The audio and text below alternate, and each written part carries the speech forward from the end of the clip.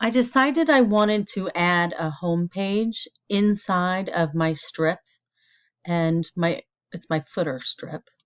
And my footer strip is going to show up on every page.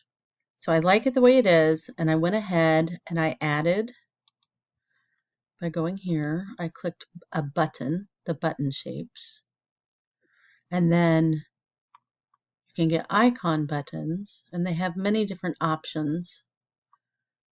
There's a little home right there that you could do. If you decide to do this one, you can resize it. And the thing is, you're going to bring it down, but a little pop-up is going to come up and it's going to say move to footer. And that, you got to click that in order for it to get to the footer. So let's say that's the one I want. I'm going to drag it where I want it to be. And this way, if somebody is on one of the several other pages, they can click this and go straight to it. But I have to actually click the link. And I think the default is the home page. But if you wanted it to go somewhere else, then you could click that. Okay. So I'm going to switch to preview.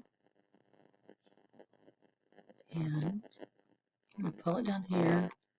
I'm going to go over to a different page to see if it works. So there's the philosophy page down here. There's the header. Does the link work?